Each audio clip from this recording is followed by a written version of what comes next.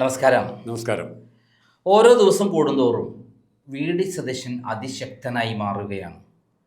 ഭരണത്തിൽ അദ്ദേഹം ചെയ്തിട്ടുള്ള തുടക്കത്തിൽ തന്നെയുള്ള ജനങ്ങൾക്ക് ഉപകാരപ്രദമായ കാര്യങ്ങൾ മുഖം നോക്കാതെ അദ്ദേഹം മുന്നോട്ട് പോവുകയാണ്. എന്നാൽ അദ്ദേഹത്തെ തള്ളി വീഴ്ത്താൻ വേണ്ടി പാർട്ടിക്കുള്ളിൽ തന്നെ പല പദ്ധതികളും ഇടുന്നുണ്ടെങ്കിലും അതൊന്നും അത് ശ്രദ്ധിക്കാതെ അദ്ദേഹം മുന്നോട്ട് കുതിക്കുകയാണ്. ഈ 2 മാസം കൊണ്ട് അദ്ദേഹം ഉണ്ടാക്കിയ നേട്ടം മറ്റൊരു മുഖ്യമന്ത്രിയും കഴിയാത്തത്ര ഉന്നതിയിലേക്കാണ് അദ്ദേഹത്തെ എത്തിച്ചിരിക്കുന്നത് എന്നുള്ള കാര്യം സംശയമില്ല.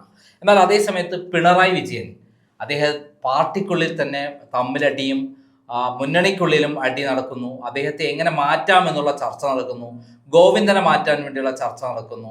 ഒരു പ്രതിപക്ഷം തന്നെ കേരളത്തിൽ ഇല്ല എന്നുള്ള സ്ഥിതിയിലേക്ക് മാറുന്നു. ഇതാണെന്ന് കേരളത്തിൻ്റെ സ്ഥിതി. ഇതിനെക്കുറിച്ച് അങ്ങേക്ക് എന്താണ് പറയാനുള്ളത്? ഇതിൻ്റെ അകത്ത് ഏറ്റവും പ്രധാനപ്പെട്ട കാര്യം വി.ഡി. സതീശൻ്റെ വളർച്ച എന്ന് പറയുമ്പോൾ രാഷ്ട്രീയ നേതാവ് എന്നുള്ളതിലല്ലേ, മുഖ്യമന്ത്രി സ്ഥാനത്തേക്കുള്ള വളർച്ച നമ്മുടെ ആരുടെയും കണക്കുകൂട്ടലുകൾക്കോ നേരത്തെ ഉണ്ടായ പ്രതികരണങ്ങൾക്കോ അപ്പുറമായിരുന്നു. സതീശന് ഈ ശക്തി എവിടെ നിന്ന് കിട്ടിയെന്ന് ചോദിച്ചാൽ സ്വയാർജിതം എന്ന് പറയണം. സതീശനെ കൈപിടിച്ച് നേതാവാക്കാൻ വേണ്ടി ആരും നടന്നില്ല. മറിച്ച് സതീശനെ ആദ്യത്തെ ഒഴിവാക്കേണ്ട അവസരത്തിൽ ഒഴിവാക്കാൻ, ഉദാഹരണത്തിന് മന്ത്രിയാകേണ്ട സമയത്ത് പകരം ആരോഗ്യമന്ത്രിയാകേണ്ടതിന് പകരം ശിവകുമാറിനെ കൊണ്ടുവന്നു. സതീശന് അന്ന് അർഹതപ്പെട്ട സ്ഥാനം പോലും ഒഴിവാക്കിയാണ് കോൺഗ്രസിൻ്റെ പാരമ്പര്യമുള്ളത്.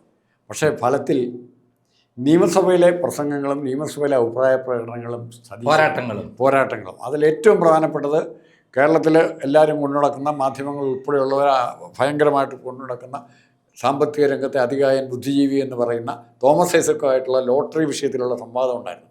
അത് കേരള വിഷയത്തിന് അങ്ങനെ ഒറ്റയടിക്ക് പേര് അല്ല, കാരണം സതീശനെ കാണുന്ന സാധാരണ ഒരു എം എൽ എ, ഇപ്പോൾ റോജി എം ജോണായിട്ടോ മാത്യു കുഴൽനാടനായിട്ടോ, കുഴൽനാടനായിട്ട് പോലും കാണുന്നില്ല, അത്രയും പോലും റേറ്റിംഗ് ഇല്ല.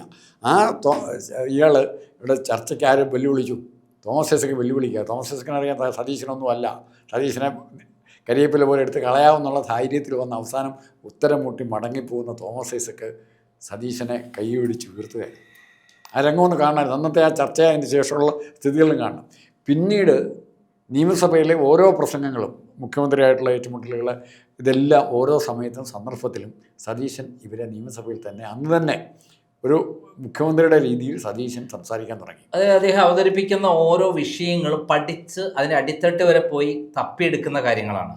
അതിനെ മറികടക്കാൻ ഭരണപക്ഷത്തിന് കഴിയാത്തൊരവസ്ഥയായിരുന്നു കഴിഞ്ഞ ഭരണത്തിലുണ്ടായിരുന്നത്. അതുതന്നെയാണ് സതീശനെ വേറിട്ടതായി നമ്മൾ കാണേണ്ടത്. നിയമസഭയിൽ എന്തെങ്കിലും വാചകം അടിച്ച് പോരല്ല ചെയ്യുന്നത്. ഒരു കാര്യം അവതരിപ്പിച്ചാൽ അതിൽ സ്റ്റാൻഡ് ചെയ്യുകയും അതിൽ എന്തെങ്കിലും എതിരഭിപ്രായം വന്നാൽ അതിനെ അടിച്ചു പൊളിക്കുകയും അദ്ദേഹം പറഞ്ഞ കാര്യത്തിൽ അവസാനം എത്തിച്ചേരുകയും ആരാണ് എതിർക്കുന്നവർ പോലും അദ്ദേഹത്തിൻ്റെ ഒരു ആരാധകനായി മാറുന്ന ഒരു കാഴ്ചയാണ് കണ്ടത്. തോമസ് ഐസക്കിനെ പറ്റിയതാണ്. പിണറായി വിജയനെ പറ്റി പിണറായി വിജയൻ അവസാനം മാറിപ്പോയി ആ ചർച്ച, ഈ ഇലക്ഷൻ പ്രമാണിച്ചൊരു ചർച്ചയിൽ നിന്ന് വെല്ലുവിളിച്ചു. ആ ചർച്ചയിൽ പിണറായി വിജയൻ മാറിപ്പോയി. ആവാന്ന് പറഞ്ഞു രക്ഷപ്പെട്ടു. ഇവിടെ ഭാഗ്യം പോയിരുന്നെങ്കിലേ ഇപ്പം നിയമസഭ പറയാൻ പറ്റുന്നില്ല, നിയമസഭയുടെ അഭിപ്രായം പറയാൻ പറ്റുന്നില്ല പിണറായിക്ക്. പിന്നെ രണ്ടാമത്തെ കാര്യം, സതീശനൊപ്പമുള്ള കോൺഗ്രസ് നേതാക്കന്മാർ ഏറ്റവും തലയെടുപ്പ് നോക്കിക്കഴിഞ്ഞാൽ K C Venugopal, high command, Rahul Gandhi ഏറ്റെടുത്ത സുഹൃത്ത്. രണ്ടാമത് ഇദ്ദേഹമുണ്ട്, നമ്മുടെ രമേശ് ചെന്നിത്തലയുണ്ട്. പിന്നെ മറ്റ് പലരും മുഖ്യമന്ത്രിയാകാൻ തയ്യാറുള്ള ഒത്തിരി പേരുണ്ടായിരുന്നു. ഇവിടെ സതീശന് കിട്ടിയ ഗുണം രമേശ് ചെന്നിത്തലയായിട്ട് താരതമ്യപ്പെടുത്താൻ 2021 പ്രതിപക്ഷ നേതാവായിട്ടിരുന്നിട്ട് പരാജയപ്പെട്ട ആളാണ്. ആ ഇലക്ഷനിൽ ഇടതുപക്ഷം രണ്ടാമത് ജയിക്കുകയാണ് ചെയ്യുന്നത്. അല്ല, പരാജയപ്പെടല്ല, അദ്ദേഹം നല്ല ഫൈറ്ററായിരുന്നു പ്രതിപക്ഷ നേതാവ് എന്നുള്ള രൂപത്തിൽ. അദ്ദേഹം അഴിമതികളൊക്കെ ഉണ്ട്. പക്ഷെ ജനങ്ങളിലേക്ക് എത്തിക്കാൻ പാർട്ടി വി.ഡി. സതീശൻ ചെയ്ത പോലെ ഈ പാർട്ടി സംവിധാനങ്ങളിലേക്ക് ഇറങ്ങി താഴെത്തട്ടിൽ ഇറങ്ങാൻ പ്രതിപക്ഷ നേതാവായിരുന്ന അന്നത്തെ രമേശ് ചെന്നിത്തല കഴിഞ്ഞില്ല. ചിലപ്പോൾ കോവിഡൊക്കെ കാരണമായിരിക്കാം. അത് മാത്രമല്ല, രമേശ് ചെന്നിത്തലയും സതീശനുമായിട്ടുള്ള ഒരു ഏറ്റവും അടിസ്ഥാനപരമായി ഒരു മുഖ്യമന്ത്രിക്ക് വേണ്ട ഏറ്റവും വലിയ യോഗ്യത പ്രഷർ ഗ്രൂപ്പിന്, അത് സമുദായ സംഘടനകളെ ആരുമൊക്കെ പ്രഷർ ഗ്രൂപ്പുകൾക്ക് വഴങ്ങിക്കൊടുക്കുന്ന ആളാണ് മുഖ്യമന്ത്രി എന്നൊരു ധാരണ ഉണ്ടായാൽ ഭരണം തീരും. അത് പൊളിച്ചടുക്കിയ ആളാണ് വി.ഡി. സതീശൻ. ആ സങ്കല്പം പൊളിച്ചടുക്കിയ ആളാണ്. സാർ പറഞ്ഞാൽ കറക്റ്റ് വാക്കാണ്. അങ്ങനെ ഒരു നരേഷനെ പൊളിച്ചടുക്കി കോൺഗ്രസിനെ തന്നെ ജയിക്കാൻ ജനങ്ങളുടെ സപ്പോർട്ടാണ് ഏറ്റവും പ്രധാനം എന്ന് നമ്മളെ ബോധ്യപ്പെടുത്തിയ ആളാണ് സതീശൻ. അദ്ദേഹത്തെ മുഖ്യമന്ത്രി ആക്കുന്നില്ല വേണുഗോപാലിനെ ആണെന്ന് പറയുന്നൊരു ഘട്ടത്തിൽ ജനങ്ങളാണ് ഇറങ്ങിയത്. അത് രാഷ്ട്രീയം നോക്കാതെയാണ് ഒരു രാഷ്ട്രീയമില്ലാത്ത ആൾക്കാർ പോലും രംഗത്തിറങ്ങി അദ്ദേഹത്തിന് വേണ്ടി പോരാട്ടം നടത്തി എന്നുള്ളതാണ്. അത് ചരിത്രത്തിൽ രേഖപ്പെടുത്തേണ്ട ഒരു പോരാട്ടം. അവസാനം ഹൈക്കമാൻഡിന് മുട്ടുമടക്കുന്നത് ഏറ്റവും അവരുടെ AICC സെക്രട്ടറി മാറ്റിയിട്ട് ഇവിടെ ഇത് ഇന്നലെ വരെ ഒരു സ്ഥാനം വഹിക്കാത്ത VD സതീശനെ മുഖ്യമന്ത്രിയാക്കേണ്ടി വന്നത് ജനങ്ങളുടെ പിന്തുണ തന്നെയാണ്. അത് തന്നെയാണ് അദ്ദേഹം ഇപ്പം നമ്മൾ കാണേണ്ടത്. അദ്ദേഹം ഭരണത്തിൽ ഇപ്പോൾ 2 മാസം പിന്നിടുകയാണ്. അദ്ദേഹത്തെ മുഖ്യമന്ത്രി എന്ന നിലയിൽ അദ്ദേഹം ചെയ്ത പ്രവൃത്തികളെയൊക്കെ ഒന്ന് വിലയിരുത്താമോ? മുഖ്യമന്ത്രി എന്നുള്ള നിലയിൽ അദ്ദേഹം ചെയ്ത പ്രവൃത്തി എന്ന് പറഞ്ഞാൽ നമ്മളോട് എന്തെല്ലാം പറഞ്ഞിട്ടുണ്ടോ, സതീശൻ പാർട്ടിയോട് എന്തോ പറയുകയോ അല്ലെങ്കിൽ പ്രകടനപത്രിക പറഞ്ഞല്ല, നമ്മളോട് സതീശൻ പരസ്യമായി സമ്മേളനങ്ങൾ എന്തെല്ലാം പറഞ്ഞിട്ടുണ്ടോ അത് നടത്താൻ പറ്റുന്ന പരിപാടികൾ, പ്രോഗ്രാമുകൾ അത് ആവിഷ്കരിക്കാനും പെട്ടെന്ന് നടത്താൻ പറ്റുന്ന പെട്ടെന്ന് നടത്താൻ അത് ശ്രമിക്കുന്നുണ്ട്. അല്ല, ഏറ്റവും പ്രധാനം ഞാൻ ശ്രദ്ധിക്കുന്നത് ആ ഒരു കൊല്ലക്കാലം തെരുവിൽ ജനങ്ങളെ, കേരളത്തിലെ ജനങ്ങൾ മുഴുവൻ കണ്ടുകൊണ്ടിരുന്ന അടിസ്ഥാന വർഗത്തിൻ്റെ ആൾക്കാരായ ആശാ വർക്കർമാരുടെ ആ ഫസ്റ്റ് ഉത്തരവ് തന്നെ പിണറായി വിജയനെ ഇല്ലാതാക്കുന്ന ഒരു സ്ഥാനമായിരുന്നു. രണ്ടാമത് അതിനോട് വലിയ പ്രധാനപ്പെട്ട കാര്യം വെച്ചാൽ അദ്ദേഹത്തിൻ്റെ ഈ ഇതുണ്ടല്ലോ, സെക്യൂരിറ്റി 41 വണ്ടി, പോലീസും വണ്ടിയും പട്ടാളയിൽ പോകുന്ന ആ രീതി, അത് തീർന്നതോടുകൂടി മുഖ്യമന്ത്രി ഉണ്ട് എന്നുള്ള ഗാർഡ് ഓഫ് ഓണർ എല്ലാ മലയാളിയുടെ മുഴുവൻ അന്തസ്സും കളഞ്ഞ പഴയ സായിപ്പ് ഇവിടെ തുടങ്ങി വെച്ച പരിപാടി ഇവിടെ വീണ്ടും എല്ലാവരും തുടരുകയായിരുന്നു. ആ ഗാർഡ് ഓഫ് ഓണർ സിസ്റ്റം നിർത്തിയപ്പോൾ തന്നെ പോലീസുകാർക്ക് പകുതി ആശ്വാസമായി. മാത്രമല്ല ജനങ്ങൾക്ക് ആശ്വാസമായി.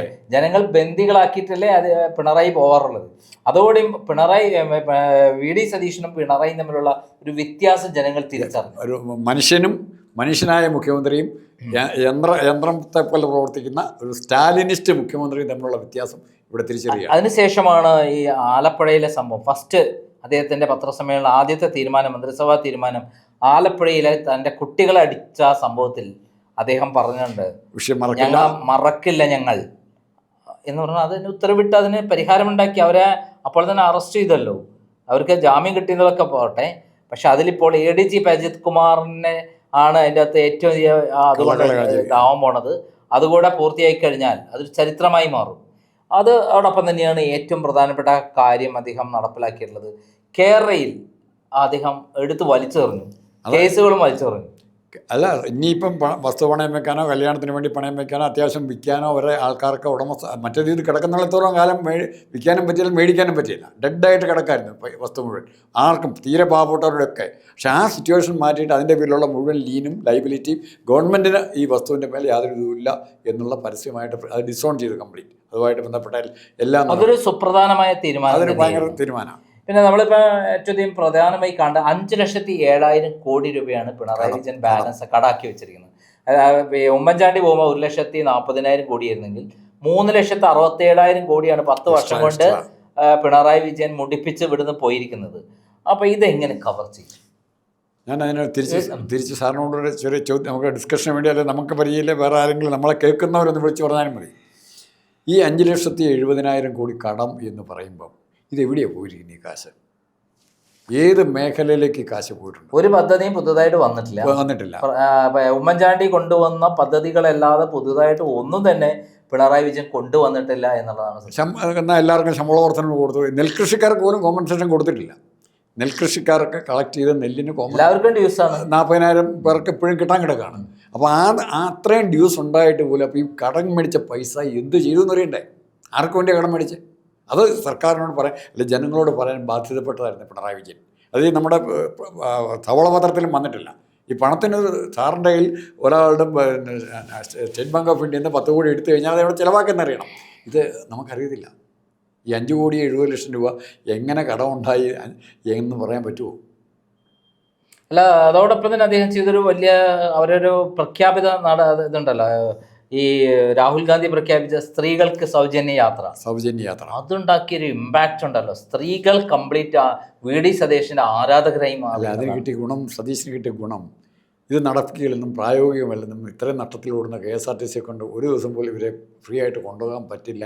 പുച്ഛത്തോടെയാണ് മീഡിയയും പല നേതാക്കന്മാരും ഈ പ്രഖ്യാപനത്തെ കണ്ടത്. സൗജന്യ യാത്ര എന്തോ തട്ടിപ്പാണ്, ഇത് കളിപ്പിക്കാൻ വേണ്ടി മാത്രം, 2 ദിവസത്തേക്ക് കളിപ്പിക്കാൻ വേണ്ടി മാത്രമുള്ളതാണ് എന്നുള്ള പ്രചരണം നടത്തുന്നതിനിടയ്ക്കാണ് ഇപ്പോഴും ഈ പ്രിയദർശിനി വണ്ടിയിൽ സ്ത്രീകൾ ബാഗും. ഞാൻ അദ്ദേഹത്തിൻ്റെ ഒരു പ്രസംഗം കേട്ടി, ജെയിൻ യൂണിവേഴ്സിറ്റിയിൽ നടത്തിയ പ്രസംഗത്തിൻ്റെ. അതിൽ അദ്ദേഹം പറയുന്ന കുറേ പദ്ധതികളുണ്ട്. ഒന്ന് വിദ്യാഭ്യാസ ഹബ്ബാക്കി, മറ്റേ എഡ്യൂക്കേഷൻ ഉന്നത വിദ്യാഭ്യാസ ഹബ്ബ്. ലോകത്തിൽ കിട്ടുന്ന ഏറ്റവും വലിയ കോഴ്സുകൾ, പുതിയ ടെക്നോളജിയുടെ അടിസ്ഥാനത്തിൽ, പുതിയ ആശയങ്ങളുടെ അടിസ്ഥാനത്തിലുള്ള കോഴ്സുകൾ കേരളത്തിൽ ആരംഭിക്കുന്നു എന്നുള്ളത് അതൊരു വലിയ സുപ്രധാനമായ അദ്ദേഹത്തിന്റെ സെലക്ഷൻ റോജി എം ജോൺ നല്ല മന്ത്രിയാ, നല്ല കാരണം അത് ആ രംഗത്ത് ഏറ്റവും പ്രഗത്ഭനായ ഒരാളാണ്. അതേ റോജി എം ജോണിനെ നമ്മൾ അംഗീകരിക്കാതിരിക്കാൻ പറ്റില്ല. ഒരു പ്രശ്നം പെരുമ്പാവൂരിലുണ്ടായിട്ട് ആ കുടിയൊഴിപ്പിക്കൽ പ്രശ്നത്തിൽ കോടതി നിരന്തരം ഉത്തരവിട്ടിട്ടും അനങ്ങാപ്പാറ നയം സ്വീകരിച്ച സി പി എമ്മിൻ്റെയൊക്കെ നടപടിയൊക്കെ മാറ്റിവെച്ച് അദ്ദേഹം പോയി നേരിട്ട് ആ പ്രശ്നം തീർത്തു. അല്ല, വർഷങ്ങൾ നീണ്ട പ്രശ്നമാണ് അത് തീർക്കാൻ അദ്ദേഹത്തിന് 1 മാസം വേണ്ടി വന്നില്ല. അതാണ് അദ്ദേഹം ഡൽഹി ഛത്തീസ്ഗഡിൽ പോയി 2 കന്യാസ്ത്രീകളെ സുരക്ഷിതമായി മുമ്പ് കൊണ്ടുവന്നത് നമുക്ക് കണ്ടിട്ടുണ്ട്. ഇതേപോലെ ആ പരിപാടി കുറഞ്ഞ സമയം കൊണ്ട് തീർത്തു. ആർക്കും ദോഷമില്ലാത്ത രൂപത്തിൽ, ഉടമയ്ക്കും പ്രശ്നമില്ല, കുടികിടപ്പാർക്കും പ്രശ്നമില്ലാത്ത രൂപത്തിലാണ് അത് തീർത്തിരിക്കുന്നത്. പിന്നെ സതീശന് കിട്ടിയ ഏറ്റവും വലിയ അഡ്വാൻറ്റേജ് മുരളിയെ പോലെ ഒരു ആരോഗ്യമന്ത്രി കിട്ടി.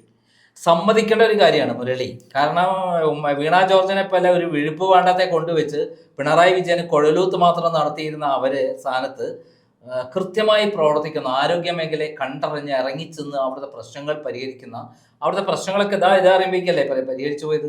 അവിടെ കത്രിക കുടുങ്ങി കിടക്കുന്ന ആൾക്കാർ അവർക്ക് പരിഹാരം ഉണ്ടാക്കി കൊടുത്തു. മാത്രമല്ല ഇപ്പോൾ ചലിക്കുന്നുണ്ട്, അവിടുത്തെ ജനങ്ങൾക്കൊരു വിശ്വാസം വന്നിരിക്കുന്നു. എനിക്ക് തോന്നുന്നത് ആരോഗ്യ മേഖലയായിരുന്നു കഴിഞ്ഞ തവണ ഏറ്റവും പിണറായി വിജയൻ തകർത്തത്. 2016 മുതൽ 2021 വരെ ശൈലജയായിരുന്നു തുറപ്പിച്ചിട്ടെങ്കിൽ ശൈലജയും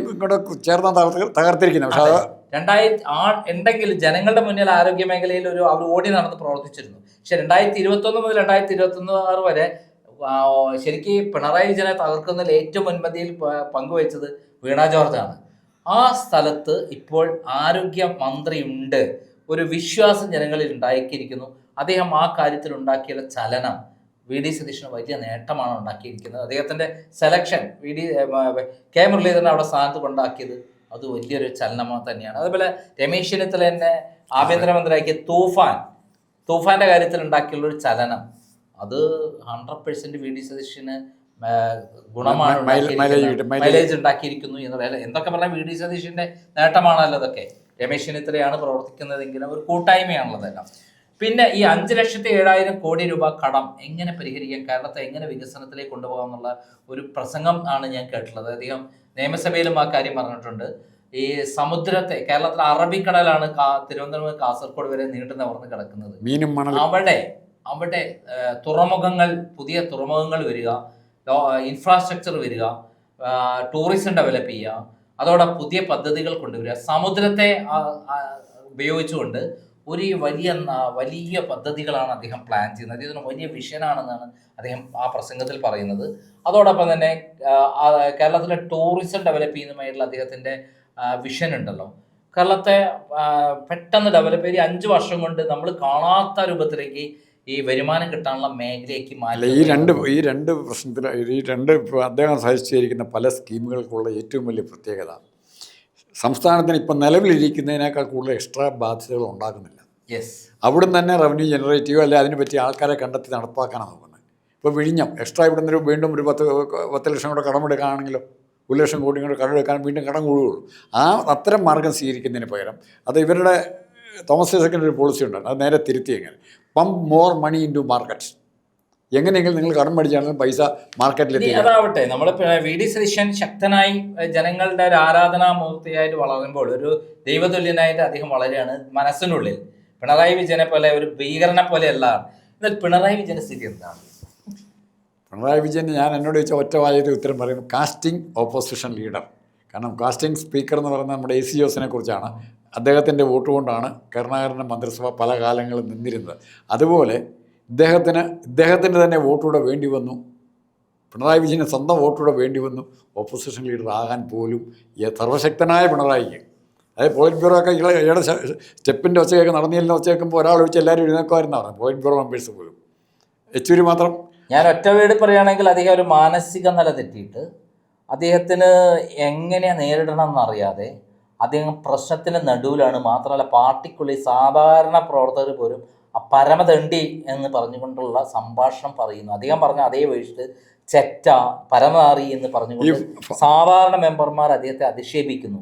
ഇതിനൊരു അക്ഷരം കമാന്നൊരു അക്ഷരം മിണ്ടാൻ പറ്റാത്ത അവസ്ഥയിലാണ്.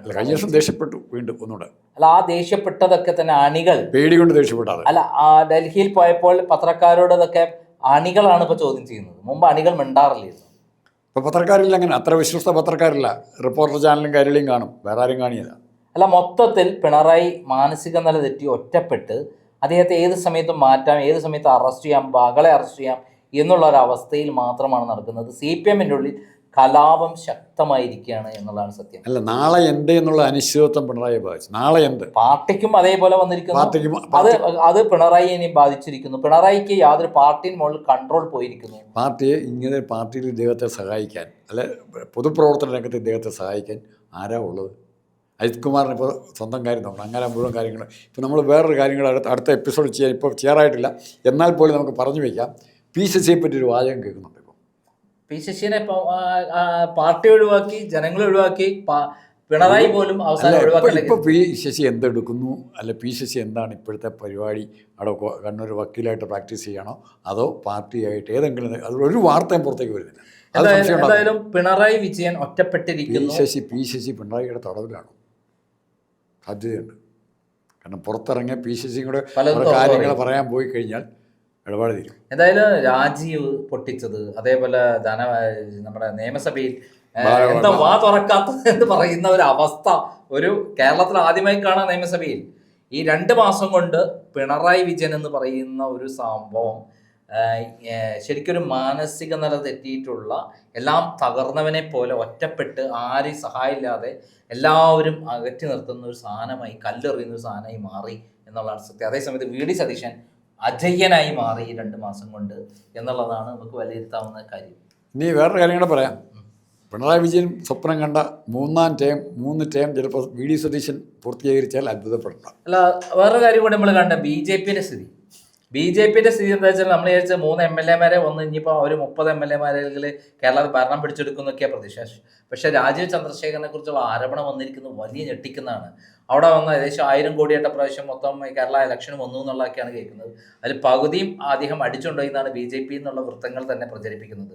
ഓരോ ജില്ലയിലും ഇപ്പോൾ സുരേഷ് എന്ന് പറയുന്ന വിശ്വസ്തൻ തട്ടിയെടുത്ത പണത്തിൻ്റെയും അതേപോലെ കെടുകാര്യസ്ഥതയുടെയും പെൺവിഷയത്തിൻ്റെയും കാര്യങ്ങൾ പ്രചരിപ്പിക്കുന്നത് ആരാണ്? സുരേന്ദ്രനും അടക്കമുള്ള BJPക്കുള്ള ഗ്രൂപ്പാണ്. ഓരോ ജില്ലയിലും പൈസ മോഷ്ടിച്ചതിന്റെ കണക്കാണ് ഇപ്പോൾ BJP പറയുന്നത്. അവിടെയും തമ്മിൽ തന്നെ VD സതീശൻ പറഞ്ഞൊരു വാചകമുണ്ട്, നിങ്ങൾ 3 MLA-മാരുണ്ട്, 3 പേരും 3 തട്ടിലാണ് ഇരിക്കുന്നത്, എന്തുകൊണ്ടാണ് നിങ്ങൾ ഒറ്റയ്ക്ക് ഇരിക്കാത്തത്? നിങ്ങൾ തമ്മിൽ അഭിപ്രായ വ്യത്യാസം തീർക്കൂ എന്ന് പറയുന്നത് കറക്റ്റായ വേടാണ് ശരിക്കും ഉപയോഗിച്ചിരിക്കുന്നത്.